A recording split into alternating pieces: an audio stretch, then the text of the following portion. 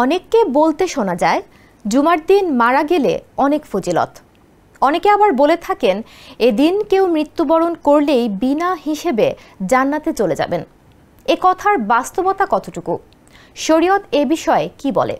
মুসলিম উম্মার জন্য পবিত্র জুমার দিনকে সপ্তাহে শ্রেষ্ঠ এবং ঈদের দিন হিসেবে গণ্য করা হয়।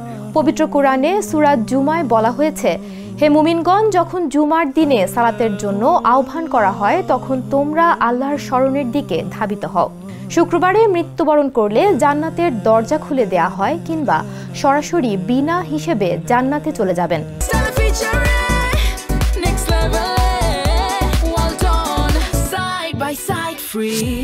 এ মর্মে কোরআন হাদিসের কোথাও কোনো দলিল খুঁজে পাওয়া যায়নি, তবে কবরের আযাব থেকে বাঁচার ব্যাপারে হাদিসে বর্ণিত রয়েছে।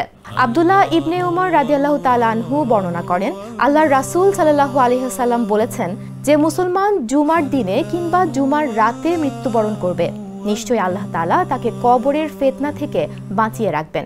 এর থেকে বোঝা যায় শুক্রবার দিনে অথবা বৃহস্পতিবার দিবাগত রাত থেকে নিয়ে শুক্রবার সন্ধ্যার আগ পর্যন্ত এই সময়ের মধ্যে কোনো মুসলিম ব্যক্তির মৃত্যু হলে সেক্ষেত্রে আল্লাহ তাআলা তাকে বিশেষ মর্যাদা দিয়ে থাকেন, অর্থাৎ তাকে কবরের আযাব থেকে ফিতনা থেকে মুক্তি লাভ করিয়ে থাকেন।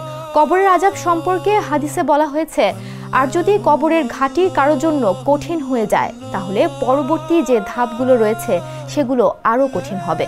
তবে একটি কথা মনে রাখতে হবে, কেউই নিশ্চিত করে বলতে পারেন না যে জুমার দিনে কেউ মৃত্যুবরণ করলে তিনি সরাসরি জান্নাতে যাবেন এবং তার কবর আযাব কিয়ামত পর্যন্ত বন্ধ থাকবে।